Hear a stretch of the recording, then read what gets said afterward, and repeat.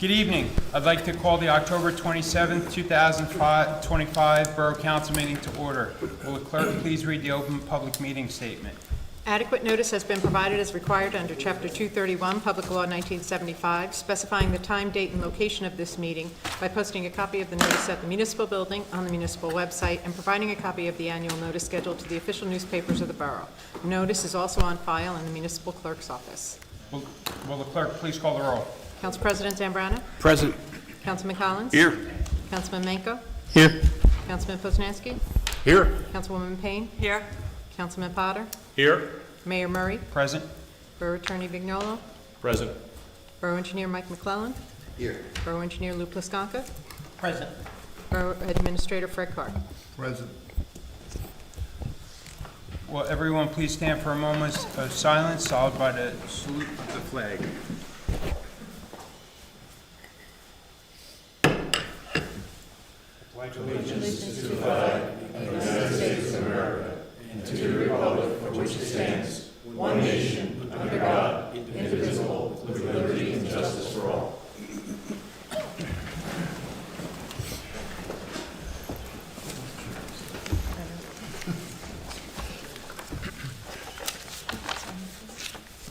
Will the clerk please read ordinance 25-1575 by title, please? I believe we have open to the public first. Mr. Mayor, we got a couple things.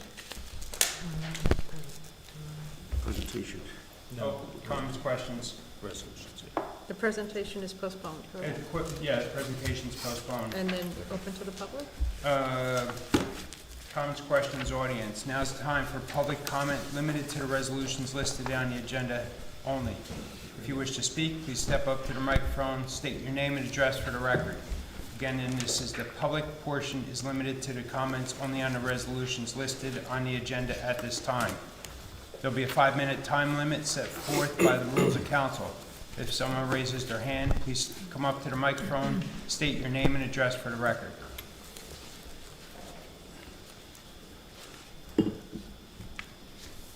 Seeing none, I'll close audio. Oh, go ahead.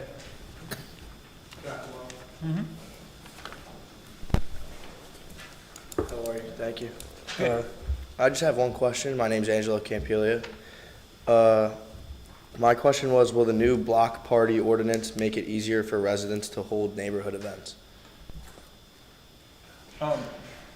It will, it's gonna, I think they were just having. So, real quick, this, you're supposed to only be asking on resolutions, not ordinances, so. I'm sorry. But that's all right, but it's a great question that you have, and we're gonna be making. talking Oh, okay. Thank Yeah, you. in a minute. Sorry about So I that. hope that'll answer your apologize. question. Okay, thank you.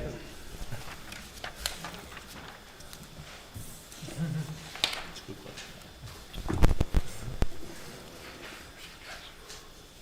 Thank you. My name is Eduardo Pendas. Can you please share the borough's actual score on the 2025 Best Practice Survey and how it compares to last year's? It'll be discussed as a resolution later in the agenda. So,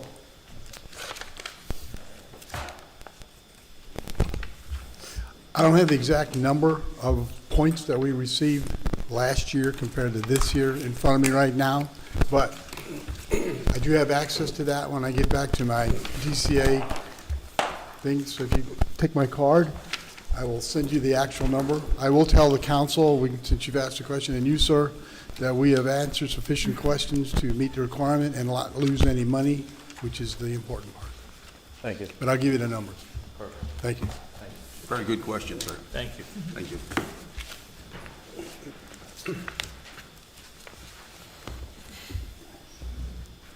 Resolution 2025-349. Is that going to be dealing with the state appropriated funds, the $1 million for the lead line replacement? Mr. Oriniak, well, I know who you are. If you could just state your name. I apologize. Charles Oriniak, 322 South Main Street. I'm sorry, please again, Charles Oriniak, Okay, Oriniak, also known as Trouble.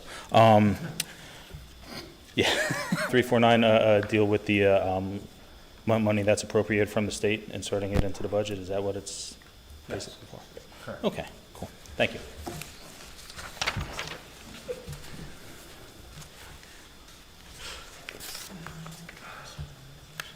Seeing no further comments, I'll close audience comments.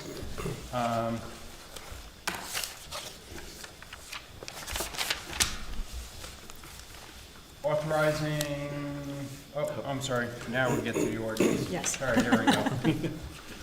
Will the clerk please read ordinance 25-1575 by title, please? Ordinance to amend and supplement Chapter 4, General Licensing and Business Regulations of the revised general ordinances of the Borough of Milltown to include new Section 4-41 residential block parties. May I have a motion and a second for ordinance 25-1575, please? I'd like to make a motion, we table this ordinance. I like to second that. I have a motion made by Councilman Collins, seconded by Councilman Potter to table ordinance 25-1575. Is there any comments? So just to let you know, the reason why we're tabling it is because we're going to be, the chief of police this week. Councilwoman Payne set up the meeting, so this will be one of the items we're gonna discuss, right, Councilman? Yeah, we just need to review some of the language in the proposed ordinance, and, you know, we intend to get it back on the agenda, hopefully by the next meeting, if not the one after that. We just needed some tweaking and a little bit more discussion. I think $50 is too much for a garage, for a block party. I mean, it just seems out of the cost is too much for most families to, and if it rains, you're out $50, so we have to put an adjustment in there for a rain date. So I think that should be done too. Thanks. We'll take it under Yep, advisement. Thank you. Thank you. Okay, will the clerk please call the roll? For tabling, Council President Zambrana? Aye. Councilman Collins? Aye. Councilman Menko? Aye.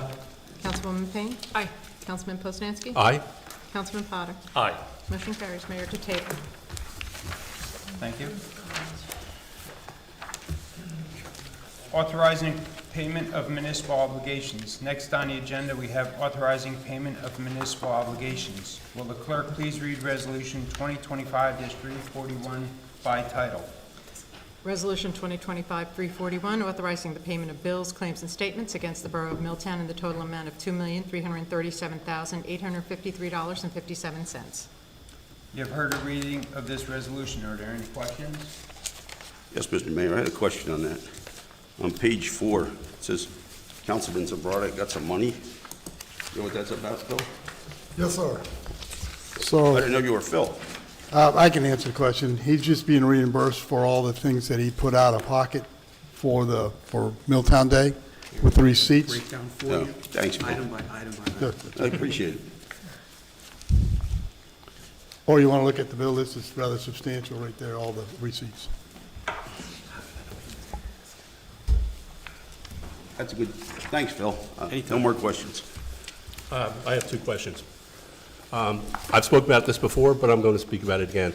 It's 25-1599.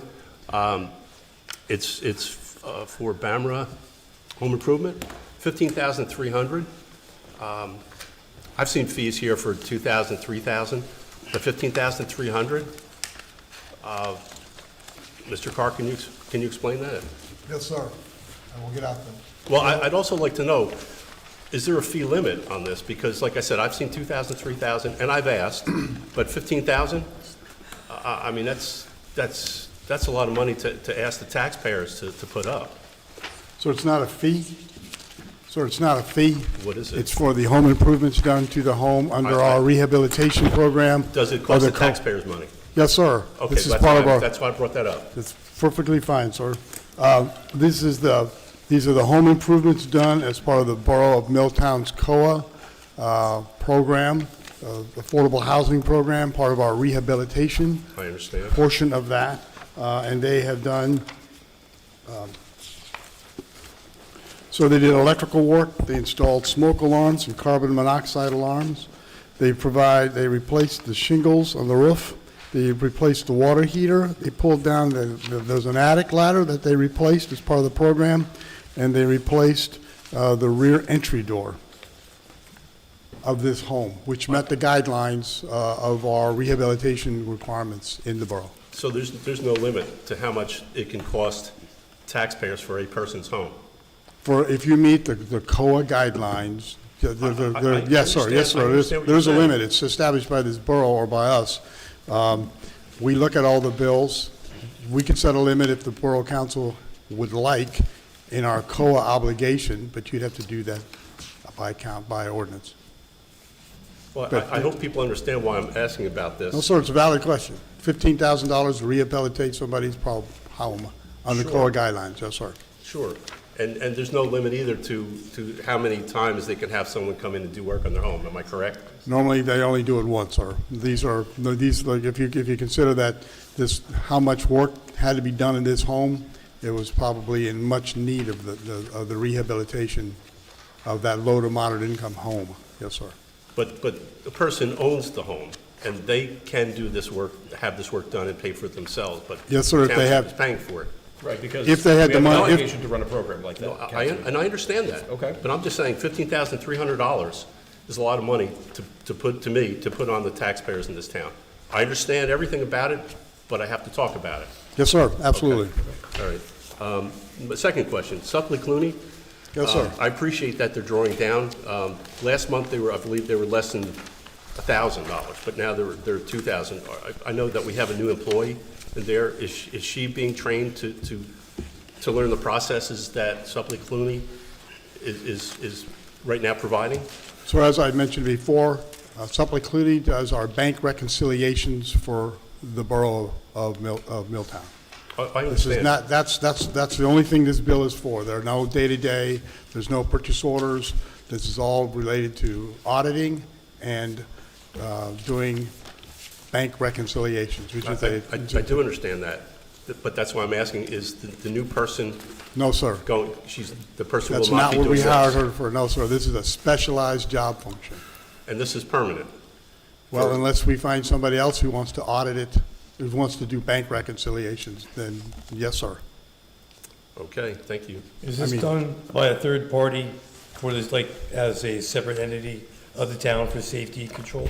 Yes, sir. So Okay. Suppley Clooney has done bank reconciliations, been hired by the borough for a number of years, outside of even before, last year, the year before. They are another set of eyes in the borough. So when I first came in last year, Suppley Clooney was here, because I remember two people being there. Yes, sir. If you remember last year, there were two people from Suppley Clooney working in my office because the person who did the accounts payable clerk quit on the 14th of February. So that person was the one that was doing this work. So we had to bring them in, those two people from Suppley Clooney, to do what that accounts payable clerk was doing until we brought in Ms. Santos, who then left 90 days later, and then we cross-trained Stephanie, who's currently working there, and then the new lady's helping in there now. So are either of the two people that are there now going to be picking this up? No, sir. It is expressly to be done as a third party for the safety of This, the they town. don't, this is not their, Well, they don't, this third-party is not in their skill set, what I would like them to do. Okay, thank you. I think You're welcome. Didn't Jeanette used to do the bank recs? No, Suppley Clooney Something did. Coney did? Okay, thanks, Ray. Mr. Carr, I have two quick questions. That Gary actually sparked. For the COA rehab thing, they take out permits through the construction department, correct? Yes, sir, it all goes through construction. And, They have to, they have to. They have to Yep. follow our own rules, yes, sir. Perfect, thank you. And how many credits do we get for that residence being, a COA requirement thing? Do we get any credits for that? We have a like certain number of rehab applications? obligations, so this is, until we reach that limit, this is part of that obligation. What the numbers are, I don't know off the top of my head. I will admit, I don't have, I think when I have John, not memorized our rehab obligation. I think that in the spring, when we get a planner, we could ask him that specific question, but it's probably like one rehab credit. Okay, beautiful, thank you. I had a good question about that COA rehab project. Is there anything to prevent that person from getting the house fixed up and then putting it up for sale? Typically, there's a lien on the property. Oh, there is a lien on Yes, property. so Okay. There's a rehab mortgage that they take out. Okay. We just released one about Yeah. 3 months ago from 30 years Yeah, ago. so if they stay in the house for a certain period of time, Right. the lien is released. But if they don't, then it's probably a sliding scale under which they have to repay. Okay, so the taxpayers have the chance to get their money back, right? Right. So it stops what you're talking about. where Someone so you would, you put a know, quick sale up and. yeah, have the work done and then resell the property. And you know, these are designed for people who are in their homes, who need this work done, and likely are going to stay in their home. I mean, most of the people who are income qualified aren't, you know, house flippers. Right, okay, thanks. And I believe I've mentioned before, Councilman, that the borough can avoid these fees, which come out of the current fund, by imposing a COA fee at the borough level for construction in the borough that's allowed by the state. It goes into a separate COA trust fund, and only that can be used to the COA obligation. We don't have that, so therefore we're obligated to use the current fund to pay for these mandated requirements. I see, thanks. May I have a motion and a second, please? Motion. Second. I have a motion made by Council President Zambrana, seconded by Councilman Potter. Will the clerk please call the roll? Council President Zambrana? Aye. Councilman Collins? Aye. Councilman Manco? Aye. Councilwoman Payne? Aye. Councilman Poznanski? Aye. Councilman Potter? Aye. Motion carries, Mayor. Thank you. The consent resolution has been prepared for the resolutions listed on the agenda. All matters listed under the consent agenda are to be considered to be routine in nature and having been reviewed by Borough Council will be enacted on in one motion. Any items may be removed from the consent agenda at the request of any council member, and if so removed, will be treated in a separate matter. Any items requiring expenditure are supported by a certification of funds. If any member of council wants any resolution acted upon individually, please give me the resolution number and it will be pulled from the consent agenda, consent resolution.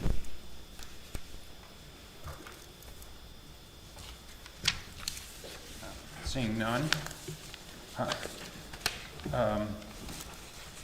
May I have a motion and a second, please? So moved. Second. I have a motion made by Councilman Potter, seconded by Council President Zambrana. Will the clerk please call the roll? Council President Zambrana? Aye. Councilman Collins? Aye. Councilman Manco? Aye.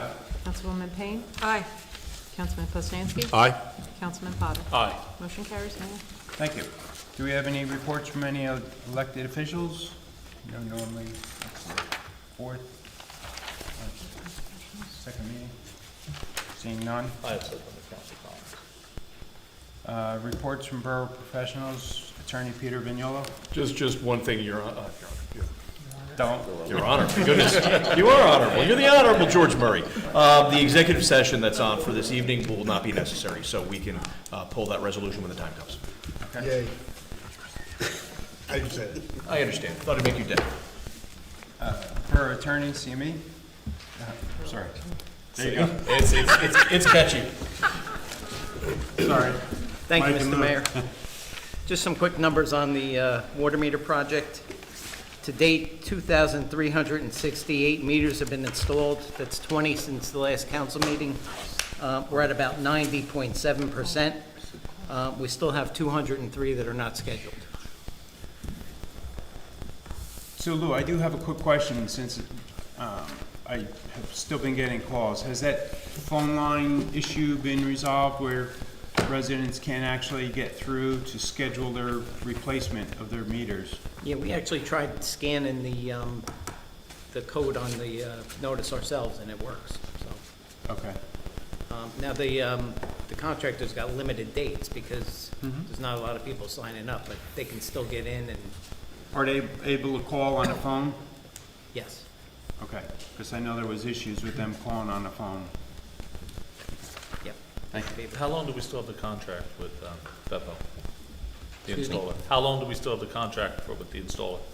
There's really no limit to Okay. the contract, but obviously they want to get a certain number scheduled so they can come out and get a full day's work. Yeah, Councilman, I expressed last week or the week before that, they were hired to install the meters, not a percentage of the meters, and that we fully expect them to be available. Now, they have reduced their time in the town from 5 days to 2 days or 1 day, and if it's then Milltown Monday, When somebody calls, they should be able to reach an operator who says, sorry, there's nothing available next Monday or 2 Mondays from now, but how about Monday such and such a time, and they should be good to go. And then once they've signed up, they get off the list and everything is gold.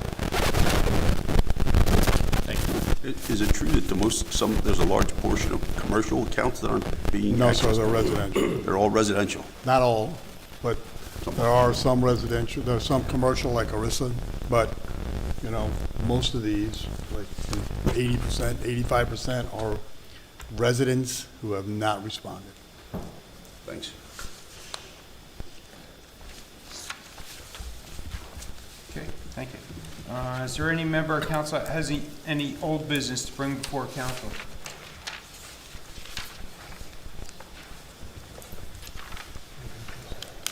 What, did you have something? I just wanted to Maybe. remind everybody about election matters that are coming up. Early voting began this last Saturday, and it will continue through November 2nd. Early voting centers are open from 10 a.m. to 8 p.m. every day except Sundays, which is 6 p.m. Sample ballots were mailed starting October 22nd, which is the statutory deadline. And the deadline for the county clerk's office to receive a vote by mail application by mail is tomorrow, the 28th. Otherwise, you can go in person up until 3 o'clock the day before Election Day. The drop box out here at the edge of the parking lot will remain open until 8 p.m. on November 4th. And in person on Election Day, November 4th, polls will be open from 6 a.m. to 8 p.m. Fred, do you have anything? No, sir, I'm good. Thank you. Does any member of council have any old business to bring before council? Seeing none, I'll close all business. Does any member of council have any new business to bring before council?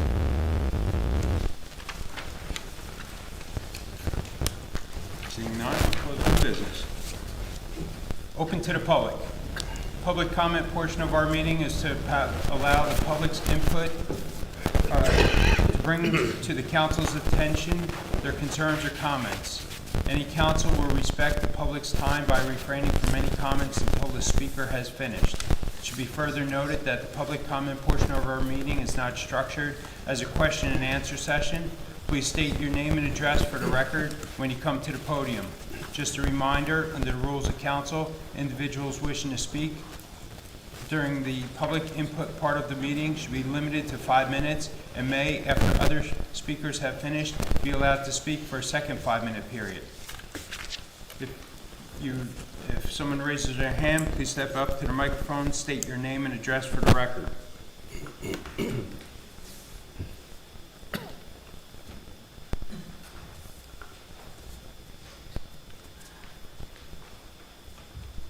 Debbie Miller, 92 Ford Avenue. I guess I'm not supposed to ask this, but I'm going to ask it anyway. Is there any updates on Ford Avenue that can be released to us? At this point, it's still in litigation, so I would rather not comment on it. Okay. Is there a plan to move forward with the firehouse on Main Street?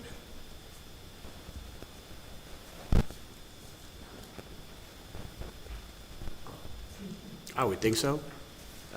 We're in the process of putting together appraisals so that we can share them with the rest of the council before the end of the year, so we can have an idea of value, property value. We did this about almost 3 years ago, probably stagnant at this time. So once we get an appraisal and we get an idea of what's going on, we have a QPA on board, we'll start moving forward with the plan. So I guess it looks like it's going to be sold to whoever. I wouldn't say that. What is it? So I you wouldn't say that. just want to find out the value of it? So far, for now. Okay. Whether it's going to be sold, whether it's going to be rented, that's still up in the air. Okay, thank you. Whatever's in the best interest of the residents of the town. So last month, last meeting, they passed a resolution for the professionals, and I was just wondering if there's ever been a thought of a professional grant writer? That's a good idea. I'm sorry, what? A professional grant writer Oh, with the improvements that could be done for the town? That's a good idea. We've thought about that in the past, but nobody's ever taken any action on it. Okay. Then on a positive note, The Milltown Public Library had a great turnout for our third annual Fall Harvest Festival. I want to thank the police department, the fire department, rescue squad, DPW, as well as our sponsors, Bronson and Crabiel, and of course the community. Thank you.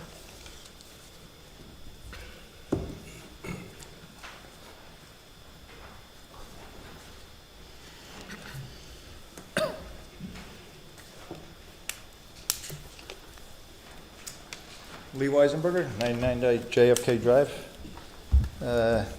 Tonight, I'm hoping to get a little clarification on some items and present some other stuff.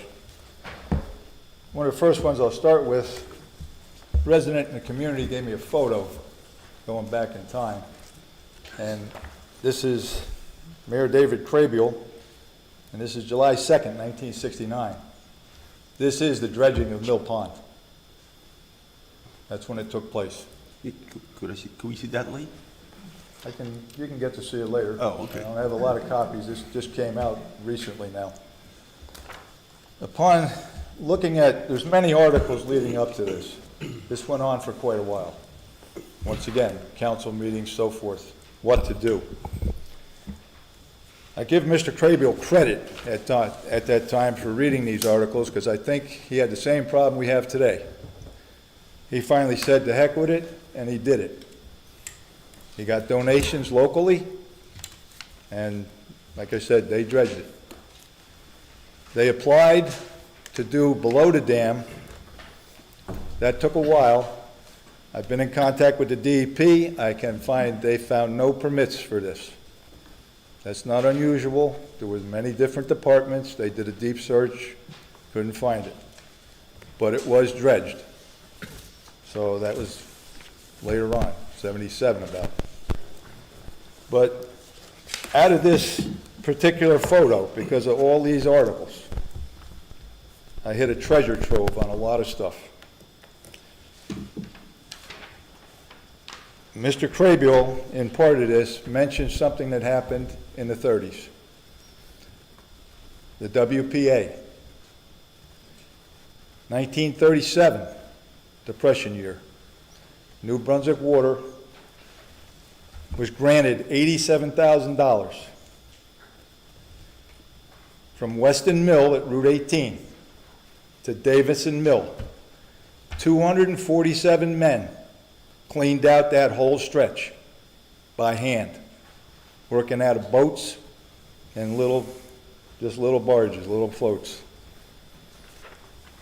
In the article that's in here, they list what they took out. The number of stumps, trees, debris, ton of stuff. There's two photos when this started and after. The before photo doesn't come out. This was taken from the railroad trestle, the big trestle looking back to town. It's fuzzy, it's out of the paper, but if you go to 1940 in historical aerials, it's very clear. Even though that's a couple of years later, you'll see how clean that pond and that stretch is. It's incredible. The big part, and you'll see this photo, and I'll just flash it now, that was all swamp from the big trestle looking back to town. One of the standout features in this photo, Joyce Kilmer School. It's the only thing it could be there. A lot of people don't realize the distance from that trestle to the little trestle is not that far in a straight line. And like I said, they cleaned this whole thing out. It's pretty incredible. The other thing to this in that article, it goes back and forth, but Army Corps was involved in this. And they went to state senators and stuff too. And I would suggest now, I would just cut out the DEP. I would go straight to the Army Corps, send them some information, what's got to be done here. I would get together with the same towns that were here. This was done basically because of New Brunswick water, because of the contamination, and they're saying by the bacteria from the stumps and decaying material and everything else. And that's why this was done. So I don't know what's changed, if they got better filtration or whatever here. But this thing, the Mill Pond weed problem goes back into the 30s, probably even before. There's many articles on it. Once again, once you do it, there has to be a program that every so many years you go in and clean it. The other thing that came out of this that I did not know, and this is what they're saying, Lawrence Brook is the only freshwater stream in Middlesex County. That's why it was so valuable back then, because it was supplying water to all the supplying towns, or surrounding towns. That hasn't changed much, because the population has gone up dramatically. And once again, that's the most valuable piece of water source we got. And yet, when grant money is put out for de-snagging and the rest of this stuff, the people that got that money, who cares? That's for recreation ponds and so forth. You know, water is water. It is valuable. So, like I said, I would go directly to Army Corps, or I don't know which senator to start bothering, somebody, because that's what they did, and see what can happen there, you know? Because, like you said, knocking on doors in the county and stuff, nah. You got to push it right to the top and see what we can do with it. Okay? That's part one. Part two, once again, this opened up a whole bunch of stuff, and going through a lot of stuff again. Little data here for the Historical Society. That plaque that's on the railroad bridge, 1907, that's the year that bridge was built. It was installed in 1908. So this is 1/27/1908 out of the Central New Jersey Home News Archives. The new iron trestle, which is to be erected over the brook for the railroad, has arrived. And work will be resumed, which the Michelin Tire Company is building, as soon as the results of the recent blizzard have been overcome. And I'm still trying to find the exact date it was put in. It's probably in a different paper. It's going to take time to dig it up, but just another piece. Once again, Michelin owned it. We pass it through. Once again, we go to Mill Pond. Another interesting article. Small, but it's out of a big article. This is April 13th, 1956. There's problems with the pond. There's problems with the pond going back a long time. Just because oil sheens show up, different stuff shows up from the factory. The same people get involved with that all the time. Board of Health, State Board of Health, New Brunswick Water, Milltown. People representing Milltown in all these articles is the attorney for the borough. In this particular case, this is small, I'll read it. Reinhardt said that it's practically impossible to open the gates at the dam without bulkheads, and that Dickerson has pointed out there were legal aspects to the matter. The Alsall Corporation owns the dam and the pond at the building. The pipes are under the water. You people don't know Mr. Dickerson. I knew him. Really strange. Stanley Dickerson was an attorney out of South River, represented many towns, represented my family, and a lot of my relatives. I have utmost respect for Mr. Dickerson. He is mentioned in many articles. Same problem because of the pollution with that. Once again, just verifying facts on the pond. Because there's many articles about this going on for years. And I'm going to get back to the pond again tonight because I need a little clarification from Mr. Vanola. A few meetings back, when I mentioned the pond, you gave an answer, a small comment, that we don't know how that happened, which is referring to the tax assessor's office and how this property switched to the Borough of Milltown. Mr. Granola may not answer that. I would like to know who we is. Who's discussing this? If he doesn't answer the council, have you been discussing any of this with Mr. Vinola? The pond ownership? Anybody? I think the taxpayers deserve an answer. Nothing. I'm not aware of anybody having a conversation about it, for the record. I was merely indicating that, to the best of my knowledge, from the information I've heard, I don't know that anybody has an indication of how it became designated as owned by the borough on the tax rolls. And frankly, I think you know that, because I think you've spoken with the assessor, numerous times regarding that issue. That's the point.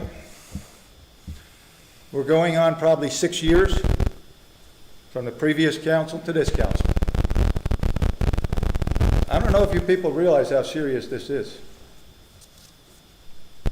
And we're all on the hook here right now. We're not talking petty cash here, change, pocket change. We're talking millions of dollars here. Because, once again, cleaning that pond, fixing things, millions of dollars. We ain't got it. Whoever did this ownership gig, whether it was to benefit us, harm us, I don't know. I could take some guesses, but I don't know. This can't continue. I keep saying it. You can fix this without a lot of hassle right now. You take what we got, the title searches, so forth, take it to a judge. We made a mistake. Somebody made a mistake, we want to correct it. Give them the deed, give them the title searches. If you got to contact Mr. Berger, I don't think he's going to object, although he might get a little ticked off. But you got to do it. Every day this goes by, it's going to get worse. And whatever happens with Ford Avenue, it's going to come up again. It has to. Because that property is all one piece. It has not been subdivided yet, and that's what I don't understand with this whole mess. Along that line, the council passed an ordinance going back. This is 2013. I can go to the last page. Adopted on first reading, September 9th, 2013. Adopted on second reading, October 15th, 2013.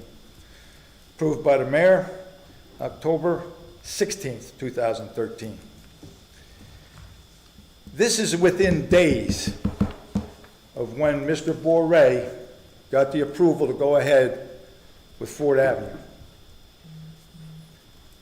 There's two things in this particular ordinance: steep slopes and then a riparian buffer zone.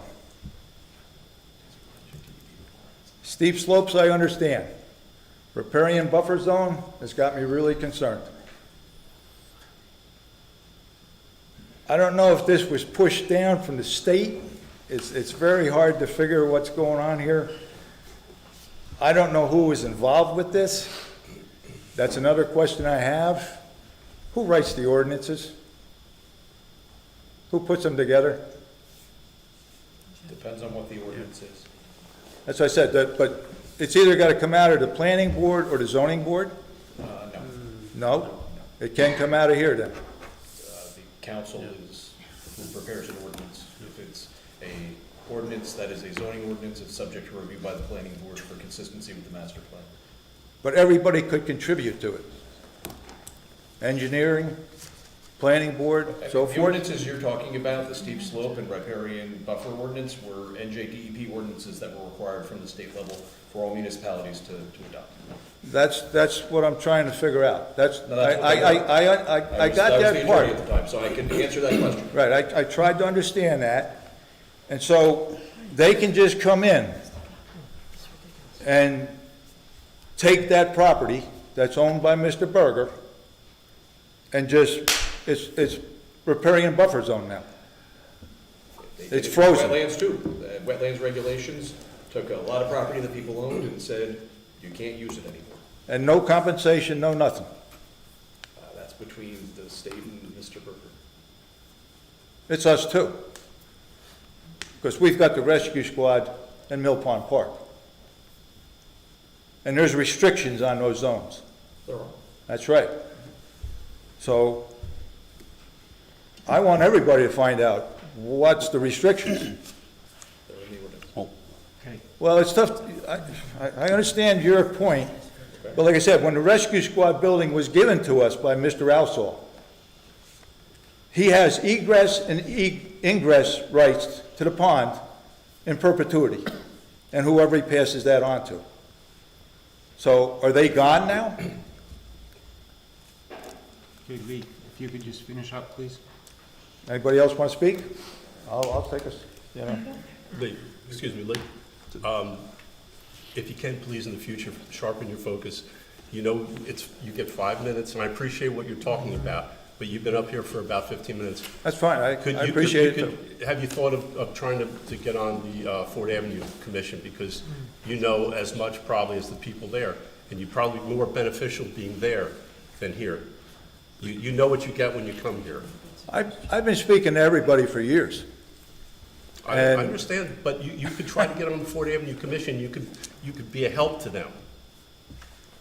I'm trying to help everybody, but I'm not getting anywhere. But if you join the commission, you could be a bigger help. Do you maybe think that? If I had the time to do that, like I said, my time too, I'm all over the place. I'm Well, digging into so much stuff. Our time is I very get similar it. here. That's why I'm trying to help now. You know, this is a back and forth. We help each other. I'm trying to explain what happened too. I don't know who knew about this stuff. I just found out. But do you think anyone up here knows? Because they don't. I disagree with that. Really? Yes. Yes. That's another thing I have to do now. I got to go back and find the names of the people that were on planning boards and committees and so forth, and see who was there. Okay. And like I said, the people that were there in 2013, when this ordinance was passed, that's why, where did it come from? That's what I'm saying. Who contributed to it? If I can't get that here, I don't think I'm going to get it out of those committees either, or the boards. But you can bring more information when you come next time. I appreciate what you're saying. So along that line, Ford Avenue redevelopment. Lee, please, there may be other people that want to I said, anybody want to speak? You've been up for Okay, 20 fine. minutes. Okay, I didn't hear that. But I have to I say, apologize. No, that's okay. I was gonna say something, Lee. 20 minutes. Dorianne Kerber, 24 Riva Avenue. Thank you for bringing that up, because as of next year, we are to take care of the watershed planning. Start talking about it, getting the public input, doing outreach for all our waterways in the town. It's required by January 2027 to have a plan done for our brooks, the pond, and Lower Lawrence Brook watershed. This is to be done. This is a state law. This has been a state law for quite some time.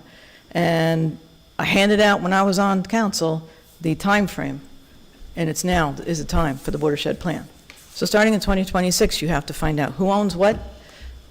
It's required to do the brook. North Brook is causing issues. We don't have it cleared off. It's chopping people's backyards down. That's our responsibility too. It is Ford Avenue. Redevelopment has to be involved. Engineer has to be involved. Your professionals in town need to be involved, because it's a joint effort and it's a very community-oriented effort by the church. They, you know, any of the churches, everything. It's got to be a full community outreach. It's not going to be just a 1 or 2 or 3 meetings and then we have a rehabilitation plan done. It's several meetings, and you need to do the full outreach. You know, involve your seniors. If they can't make it at night, then do something during the day. It's got to be, minds got to be put together, and this has to be done. Now, you can hire for less rates, the Princeton Hydro. You can hire Rutgers Water Resource Program.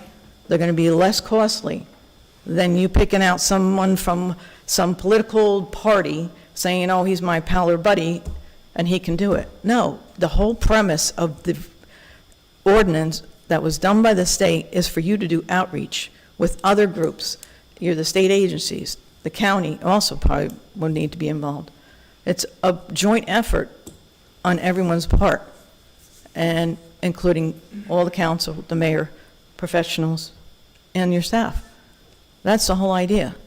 You want to get input. We want to do this together. That's why everyone's thriving in Jersey City, Somerville, Hoboken, everywhere else but central New Jersey. Highland Park is doing very well. Metuchen is doing well. Woodbridge, they give money every year to the Water Resources Program. So they're doing all those towns, Port Reading, Carteret, that's all part of Woodbridge, as well as Fords, Island, all them. They're all part of Woodbridge, those towns, and they're implementing all these stormwater plans. It's your MS4 permit, your stormwater coordinator, Ralph Jazanowski. He's been going through all these trainings long before today.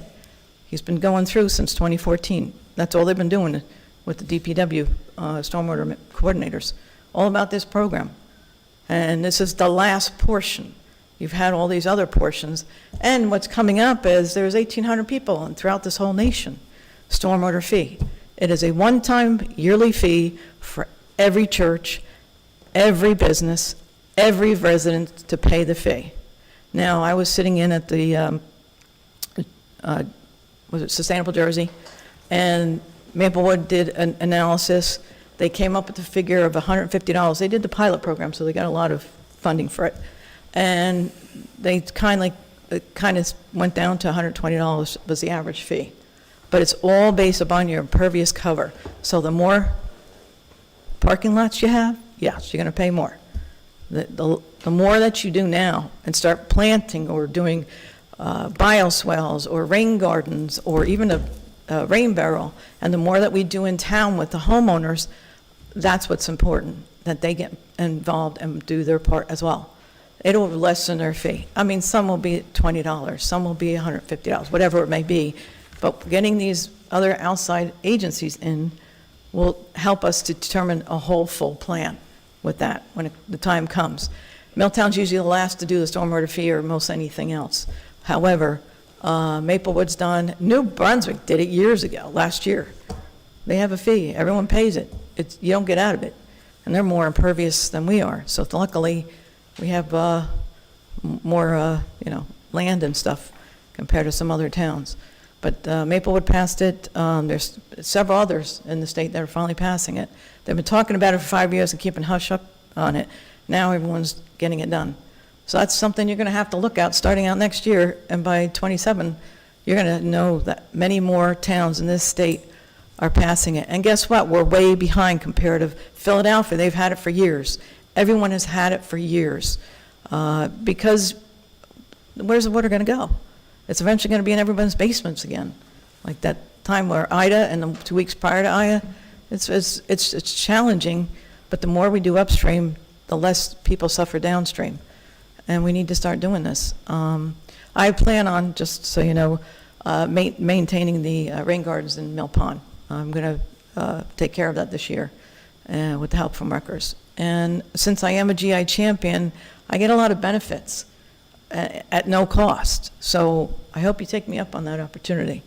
If it's a green infrastructure champion program plan, resiliency plan, I can do it. I have the ability to do it. But, if you want to hire people, that's fine. And make it more costly, that's your decision. It's not my decision. But I can do this. I'm actually going to be doing more training, more installations of rain gardens physically. We did one in Long Branch a couple weeks ago. We do the planning. We do the conversation with the homeowner. They pay what they're going to pay, but we get the free labor. And there is a Middlesex County nonprofit that wants to do more of these in Middlesex County at the homeowners level, and I'm part of the group, as well as Eric from the Rutgers Water Resources Program. So we're really pushing hard this winter to advertise it, and we're getting good vibes. We're getting people signing up that they really want, and it's not big. A 60 square foot is not a big rain garden, but it's going to do wonders for their yard. The water won't be standing. You won't have, you have somewhere to put your stormwater on rainstorms and stuff. So that's what's important, and I'm glad to be a part of this because I know this is going to grow in this county and in the areas nearby. So if you need anything, just let me know. I'll be happy to discuss it further. putting presentations together, so that's better understanding, and we'll be doing that in the coming weeks. Thank you. Thank you.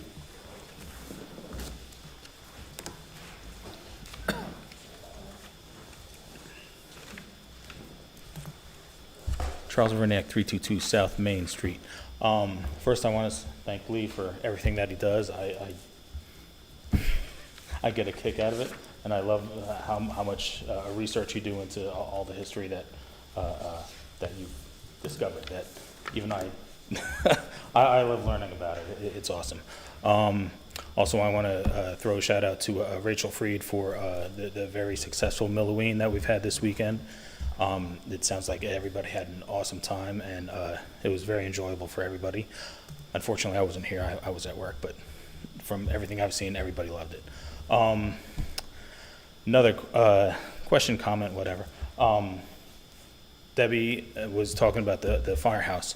I want to clear something up that Mr. Lagati had brought up a few weeks ago, a couple months ago, whenever it was, when he said that the only reason he voted for something was because it was going to be sold. That is not the fact. The fact is that the mayor at the time, Mayor Stieber, he had mentioned it as one of the options, selling it. The other option was keeping it or restoring it, using it for several other things. Also in 2019, I had brought a petition forward that was signed by 1,588 people about saving it and keeping it in borough hands. I hope that we can still do that, and I honestly hope that even after the appraisal, that we can keep it in borough hands and at least lease it out, so it will definitely, hopefully, will be preserved, because we know that once we sell something, we're not going to get it back, and there's no guarantee that it's going to remain standing. Another thing I want to mention was with the, I'm sorry, do we have street repaving scheduled for this coming year? Is it in the budget for this year? Do we know? Yes, it is. It is? Okay. All right. Is it just going to be like all the other ones that we've seen, where everything, any trees are clear cut and not replanted? Because it doesn't seem like trees are being replanted, and that's very disheartening, because it adds value to a house. It helps keep a house cooler, and it's more pleasant to walk under trees than it is to walk down a barren street. Just a observation of mine, and something I hope we can do when we redo the streets from now on. And that's all I had, so thank you. Thank you. Thank you.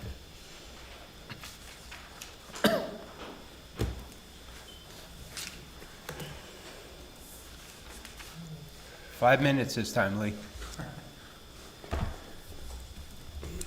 I'll go to the riparian rights quick. I had family members had riparian rights. They're like gold. You'd never give them up. Like I said, that's why it's going to be an issue in this Ford Avenue mess with the pond. It seems like the whole mess with Ford Avenue is the state. It seems like every rule, the housing, everything pertains to Ford Avenue. And now there's buffer zone stuff too, same thing. Like I said, it's bad. I'll move along quickly. Mr. Pazanski, I have a lot of respect for you. And along what you were saying, I tried in the Ford Avenue Redevelopment Agency, talking with Mr. Cahill. I wanted the name from somebody on the county who signed that agreement that we have with them. 20-plus years with the county. That agreement has changed, it's done everything. I can't get a name. You think that's right? That's what I'm saying. Something's wrong here. Something's terribly wrong. And like I said, I'm looking at so much stuff, and it gets worse and worse. And I'm just a layman, you know, I'm the little guy.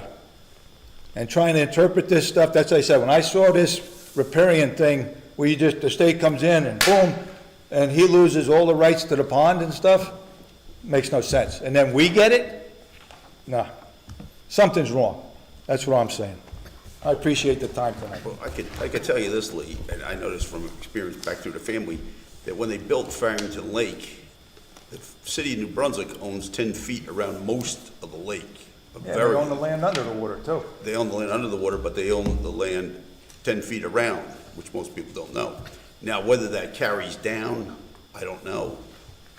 The WPA article that I have, that pertains to the whole stretch except Milltown. Why? Because a the good rubber question. companies owned it first, it went to Michelin, it went to Borough.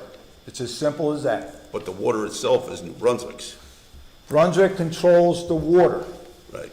There has to be so much water going over those dams all the time. That's DEP rules.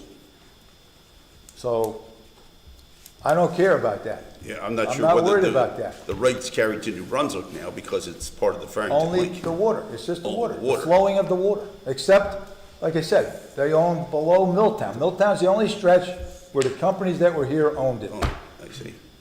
It's that simple. It's in a ton of articles, it's in the deeds. Right. This is what I don't understand either. Well, because the pond was there before the lake. Well, The pond was probably there. like I said, you gotta straighten this out. 1940s. You have the material to do it. And do it before it turns into a mega dollar, nightmare. So, somebody do something. Appreciate the time. Lee, I'd like to say, I respect you and I appreciate what you do, and I understand your frustration. I think in regards to Ford Avenue, there's nothing but frustration. And I appreciate your due diligence when you still can't find things. And I appreciate what you do because you take a lot of time doing it, I understand. I respect you too. Like I said, looking back, when that title search came out in '97, that first title search, this town, like I said, I can go 50-50, but this town created the problem. They created the problem with Mr. Berger, if you read the articles back then, because they pushed him, and he didn't like it, and I don't blame him. And we're feeling the effects of that now. That's why this thing's gone on for a zillion years. That's my opinion. So, like I said, so somebody prove me different, prove me wrong, go ahead. Otherwise, something else that's come out of all this archive stuff, you know what's referenced to Milltown many times? Record keeping. It was abysmal. Now you know why where we're at. Sure. Appreciate it. Thank you. Thanks, Lee.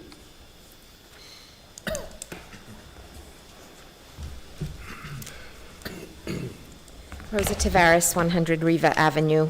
I wasn't going to ask yet, but I'll go ahead and ask. Is there a plan for how to handle the households that are not doing their part in getting their water meter replaced? And then, You mean someone who hasn't made an appointment yet? right, Yes. okay.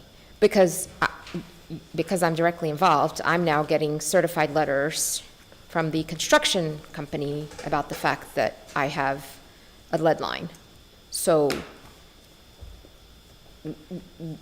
how is this is this going to be done piecemeal? As we Meaning- spoke last week, I'm sorry, not to interrupt you, but we are going to be levying some charges that will be monthly, as really an attempt to motivate those people. There is, the idea of terminating their services or shutting off their water is not an option based upon some of the time constraints in the winter, but that's really just the best we can do. But it's going to be probably $250, and it's going to be monthly. And at some point, I assume that will motivate people to do it. And so for the people that do have lead lines, are they going to be individually addressed, or is the township going to do like one big rehabilitation of the problem? So I think that question should be directed to Mr. Carr. Who's not here. This is not the BA you're looking for. Yeah. Let me address your letter from the construction department. We are mandated. It's not the to provide- first, by the way, but Say again? okay. It's not the first. No, I've gotten no, others. because we're required So the EP has mandated to the borough as part of the lead conversation, I just used the lead conversation, that homeowners who have lead pipes are informed by the borough every year, hey, you got a lead pipe. You know that, I know that, we all know that. But DEP says you got to send them a letter every year. In fact, right now, as part of our analysis program, so let's talk about where we are right now. As the engineers mentioned, we're about just 203 homes who have not yet been evaluated. Part of that conversation of our water meter replacement project is to get a hard number, because DEP requires us to say how many lines are lead lined. And then they have mandated that it's the borough's responsibility to replace those lines. Now, the borough can pass an ordinance saying it's not our problem, it's yours, and then our hands are clean. What we have done, or the borough has done, is we have $1 million, as I've talked about before, that we talked about tonight. So tonight's resolution amending the budget, we could not amend our budget until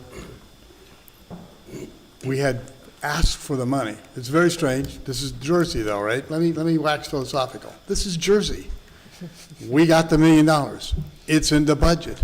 Jersey then requires us to ask for the money, which we already got. They have to approve the grant for the money we asked for. The mayor has to write a letter, I write a letter, fill out a form. Then they go, hey, you get the money, which you already got, and now Do you can. have it yet? Yes. Okay. Okay, but we had it in the budget, but we have to go through all this legislative hoopla to fill out a bunch of paperwork. And now, next year sometime, when we have a clean letter and a clean number, the council and the engineer can sit down and say, look, we have 70 people in the borough. It's going to cost us, let's say, $2 million to fix this. We'll ask for more money, of course. Okay, we can use our money, and then we're going to replace everybody's line, because we're not just required by the law to replace the water line, the lead line in your house, but we have to take it all the way out to the street, and we have to prove to the DEP that that connection to the main in the middle of the street, in spite of the fact that we may have just paved that road. Yeah, isn't that exciting? Then we get to dig up the brand-new road, to take a picture of it, so we can say, yes, there's no lead at that connection to the water main in accordance with the requirement. So $2 million is probably a good start to get to that point. So We have till 2031, right, Mike? 2030. 2031.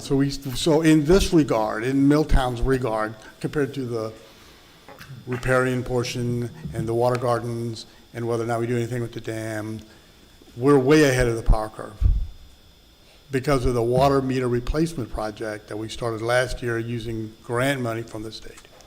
So does the borough know if there's larger water lines, like in the street, that still need to be repaired, or is it just the individual lines to individual? So these are the lead pipes that we're talking about are service lines. Okay, Okay, the ones in the street are ductile iron for the most part. those are iron already, Those so are that's iron, yeah, already in yeah, place? yeah.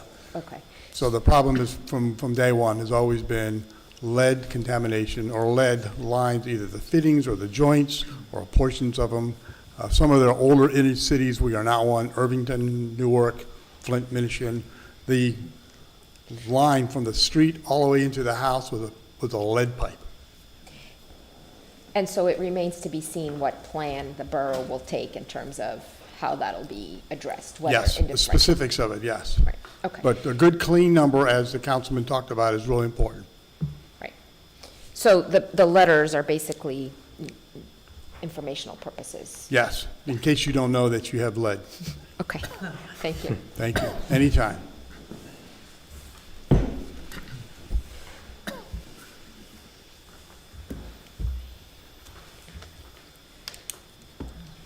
Debbie Miller, 92 Ford Avenue. I have a follow-up to that.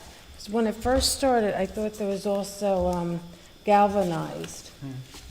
Is that included in?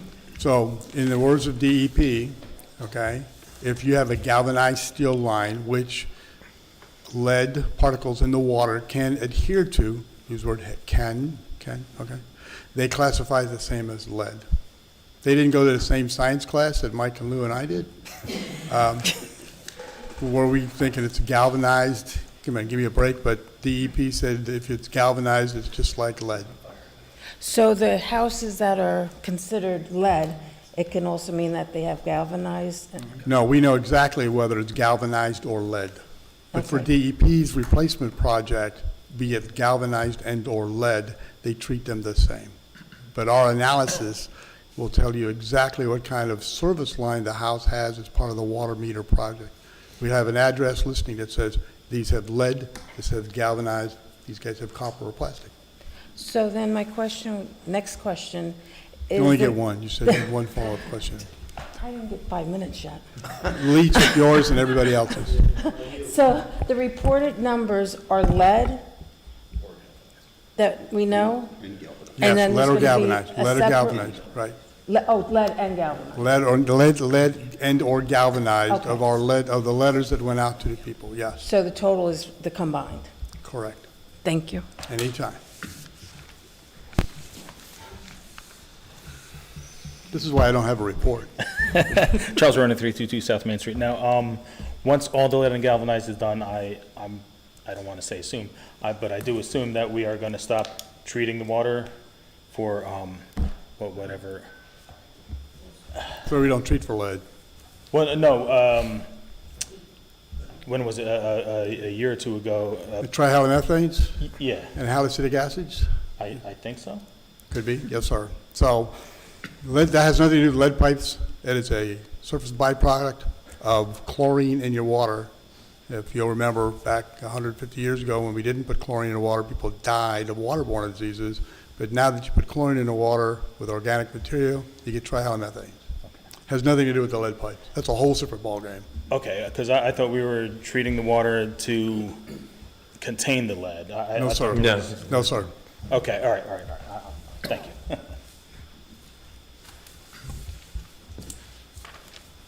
All right, I'll close audience comments. Does council have any comments? Yes, Mr. Mayor, just one quick, thank you, Gretchen, for giving that update on election and the updates. Just one thing I wanted to mention to everyone, if you desire to go to the polls, and you should, you don't have to wait until Election Day. Early voting is open. The closest early voting location is on Cranberry Road at the East Brunswick Community Center. Folks have told me the lines were, over the weekend when it opened, were fine. Maybe it's something that you want to do if you don't want to wait till Tuesday, but if you want to do that, that's the nearest early voting location. And then, since we're talking so much about lead lines, again, it would be, I'd be remiss if I didn't have to say thank you to Senator Deignan, thank you to the Assemblyman Karabinchak and Sterling Stanley for being receptive to granting us $1 million in lead line replacement. It's a start. It's not going to get us the whole way there. We still have till 2031. Yes, 2031 is going to be here before you know it, but it is a nice start to get this problem underway. And Assemblyman Karabinchak and Assemblyman Sterling Stanley are both up for election this year. I'd like to see them stay there so I can keep asking for $1 million every year for the next six years, or anyone on council. Continue to ask them for $1 million every year. That continues my report. Thank you. I'd just like to say, Mr. Mayor, that please be careful driving Friday. It's Halloween, and the children will be out with their costumes and collecting candy, and please don't forget to vote on November 4th. I have a few things, if they... No, go ahead. Councilman, Go, why don't you go first? Nope, go ahead. I'll follow you, because I'm on a happier note. You might, so I'm gonna, you might be I'm gonna asleep, do but I'm on a happier note. You go right ahead, my friend. Okay. My intention and my purpose tonight is to keep fighting for the rule of law, First Amendment rights, and for the residents of Milltown to be informed. I am accountable and answerable to them. That's my job, and I take it seriously. I have 3 key points for tonight. 1, the changing or manipulation of our laws, bylaws. The tax commitment on the property and properties on Ford Avenue and Main Street. The contamination situation on the same property or properties.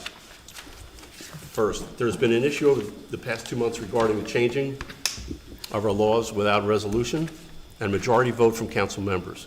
It is especially troubling considering the limiting and the abridging of the speech to the residents of Milltown.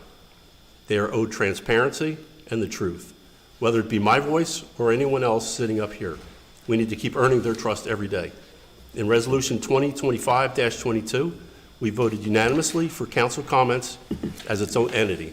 It was then changed without discussion or vote by the agenda committee. Mr. Carr, as the spokesman, argued for expediency of meetings and stated that if we wanted to revert back, we should vote on it. The problem is we had already voted to decide on January 6th. The law was passed. We should not have voted again, as I stated. We did, however, vote, and fortunately a majority voted to uphold our law. This now brings us to the retribution for the re-established council comments. Committee reports are now to be reserved for the first meeting of the month, which they have been. That also was established in Resolution 2025-22, but for some reason not followed. Fortunately, allowing reports for the residents. These reports are for the residents who pay taxes and deserve transparency and honesty. We all work for them. They do not work for us. We should have reports for them at every meeting, as all the professionals sitting here should. And if I can, right now I'd like to make a motion to have a resolution to read reports at every meeting. I'd second that. Just for the record, in order to do that, you would need to amend your rules of council, and you have prescribed manner in which you need to amend your rules of council, one of which is to provide a notice of the intention to amend the rules of council, which I can prepare and have ready for next meeting, and then at the next meeting after that, you would need to move the resolution. So if that's what you would like to do, that's what this motion should be, just so you understand the framework for which you need to follow. Well, I understand that, but what does that mean for the motion that I made? That means you can't technically make your motion right now because your rules of council have a method in which they need to be amended. In order to amend your rules of council, you need to follow the mechanism for amending. All right, then I will do that. Thank you. You got it. I got a question, Peter. How did this all come about in the first place? You're asking me? Yeah, you're the attorney. I am the attorney. Right. Well, that's what you, please explain that, how this all started. As I've indicated numerous times in the past, this council frequently ignores what its rules of council say and doesn't do everything they're supposed to. And certainly Councilman Poznansky has recognized that a change was made. That was then changed back. But to the extent that Councilman Poznansky has noted that council reports have been read at every meeting, both the first and the second meeting of the month, that isn't prescribed in the rules of council. So the council was doing something that it didn't necessarily authorize itself to do in adopting the rules of council. So I am not the gatekeeper of the council's prerogative in what it'd like to follow or not follow. I can just merely tell you what your rules say if you want me to answer the question. Well, I'll also say when the rules were changed, when we went against the sitting law that we had, they did not have to have a resolution, but then we were asked to have a resolution at that meeting to change back when there was no need.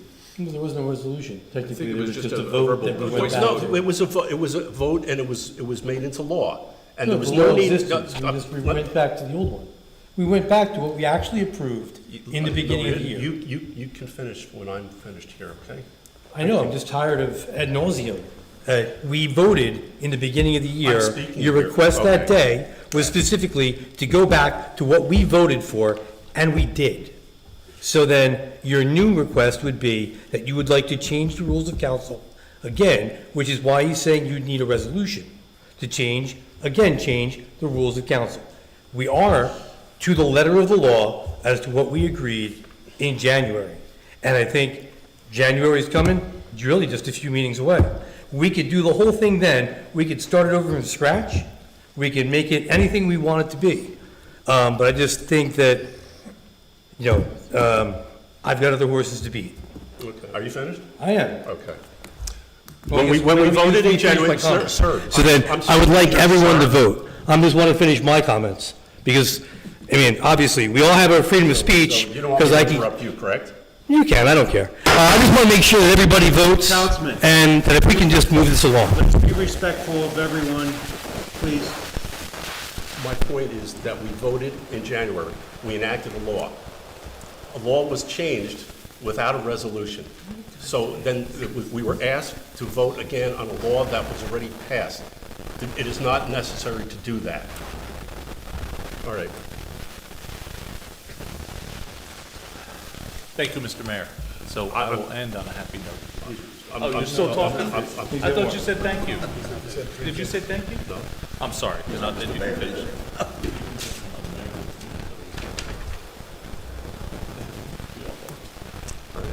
I just have to catch myself back up here because of being interrupted. Thank you for that.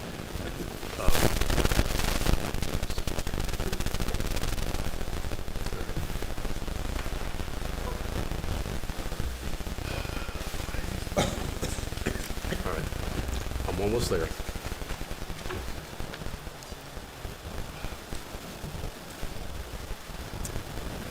The point I'm going to make here is the reports then were taken away.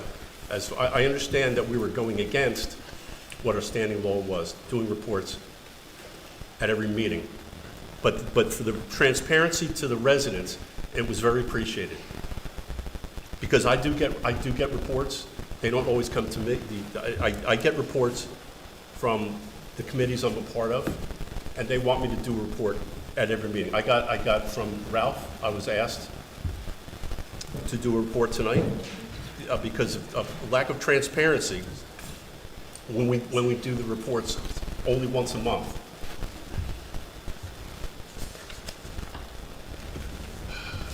All right. Now I'm going to speak about taxes on Ford Avenue. I will speak about the taxes or financial obligations on the property or properties on Ford Avenue and Main Street. Some people are uncomfortable with me speaking about this issue, therefore I shall continue. How do we allow ourselves to get to a point of being owed over $7 million in the roughly 25 years of this disgraceful situation in the center of Milltown? Did some past governances drop the ball in hopes of an easy resolution? Probably. The taxes on this site have been paid. Make no mistake, they have been paid by you, young and old, struggling Milltown taxpayers, the forgotten men and women. If and when this $7 million comes in, council members at the time need to understand who paid the tax bill on this site. It was we the people. That means a real conversation should take place on allocating the windfall. The school board, as someone had suggested to us, does not get a dime of that money, as we already supply them with 2/3 of our tax money. $7 million owed, plus 18% interest each and every year, would be over $8 million by this time next year. I hope in the future that whatever figure the total amount owed is not fractioned away, as you, the taxpayer, has footed the burden wrongfully and deserve the utmost in consideration. I have one more thing. This is on the Ford Avenue contamination. I'm going to speak about the ongoing situation regarding the contamination of the old Michelin site. Land, air. To the extent that that's relevant to the current redevelopment of the site, I don't know that we really want to discuss that in open council. That's all I'll say. I'd still like to speak about it. Certainly, Councilman Poznanski, I can't stop you from speaking about it. I can just tell you that I don't believe it's in the best interest of the public. I don't believe, I'll tell you, I'll take you up on that, and I won't discuss it, but I will also say you don't have any idea what I have here. I don't. If you'd like to vet what you'd like to say with me in the future, I'll happily review it and let you know my thoughts. Okay? Well, I will finish with this. First of all, because we are not supposed to have reports tonight, but I do have important things that I will bring up right now. First of all, I'm meeting tomorrow with Telly, the owner of TK1, here tomorrow at 9 a.m. to speak about hooking up for live stream here. That's number one. Also, I'm meeting shop owners tomorrow at 5 o'clock tomorrow evening to discuss demand fees. A lot of these people are very angry about this, and some of them are ready to give up their businesses here, just so people know. I'm also meeting with homeowners to discuss their water and sewer rates. They're not happy with the rates, and they plan to vent to me. And also, Ralph asked me to bring this up, DPW. Leaf bags will be available Monday through Fridays and Saturdays 8 to noon. The pool has been repaired. A large broken pipe had been leaking water for most of the season. And the heating and air conditioning replacement is still undecided for the DPW building and the firehouse. And also, another note, the painting of the annex building will most likely commence in the spring. When details can be worked out, the Historical Society with Barbara Wright at the helm is self-funding this project. And that concludes my report. Okay. Thank you, everybody, and I apologize for the 3 families that have been waiting for this announcement for the past hour. But also, too, this is part of my recreation update. So not an official report, but an update which we can give during council comments. So we'd like to thank everyone who participated in the Recreation Department's first ever pumpkin carving contest this past weekend. 13 carved pumpkins were displayed along the Milltown Bridge on Friday and Saturday, and the creativity and detail in each pumpkin were truly impressive. This idea was originally suggested by former Councilman John Rega. Thank you, Mr. Rega, for inspiring such a memorable event, and we look forward to bringing it back next year. Now, it is my pleasure to announce the top 3 pumpkins. Number 1, Millow Scream by the Cahill family. Number 2, I'm Not Crazy, You're Crazy by the Solomon family. And number 3, Big Back by the Pastore family. Congratulations to all the winners, and thank you again for everyone who participated. And also, I'd like to mention myself, and I know Councilman Manco have assisted with the Haunted Riverwalk this weekend. I can say the 8th grade students did an amazing job and put another one in the book. So we're looking forward to next year. And that concludes my council comments, Mr. Mayor. Thanks, Dave.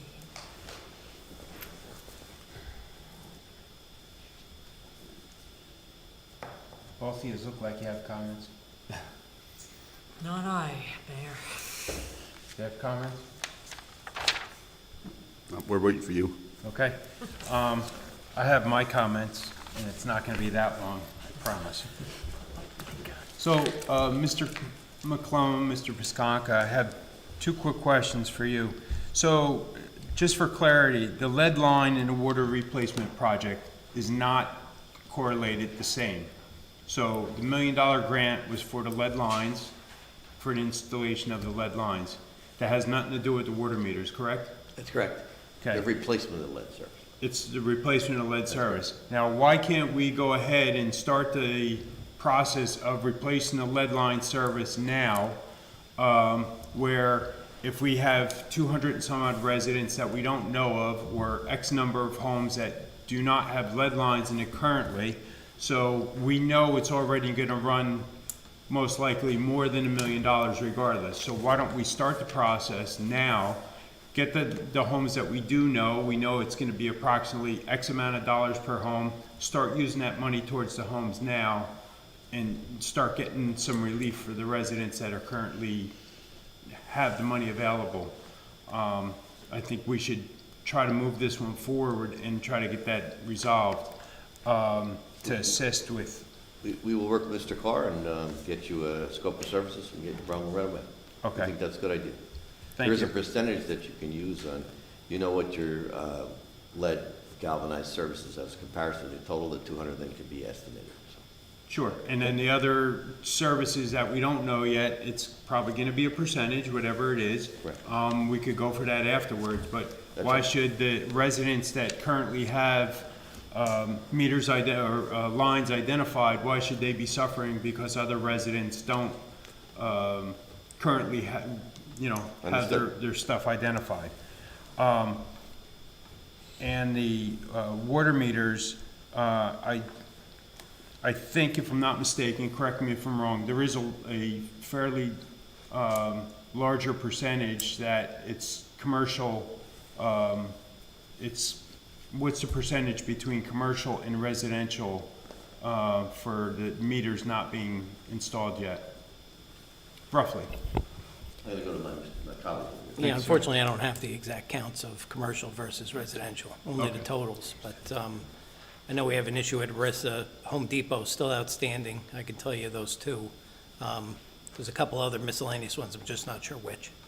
Have the borough buildings been installed yet? No, we've been awaiting pricing from the contractor. We got initial pricing, it seemed a little steep. We asked them to go back to their, sharpen their pencils, and they've gotten new pricing into us now, and we're looking at that. Is that included or excluded of the total number of meters? Excluded. Excluded? Yeah, it's over It was in, an add-on. Okay. It was add-on to the original conversation, when the original bid. So it is covered. Okay. We're within the tolerance the bid specs, if you will, to change our bid spec, if you will. We're within that tolerance to add these extra meters on there.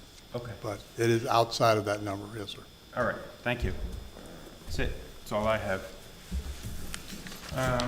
At this time, entertain a motion to adjourn. Motion to adjourn? Second. I have a motion made by Councilman Collins, second by Councilman Potter. All in favor? Aye. Any opposed? Thank you.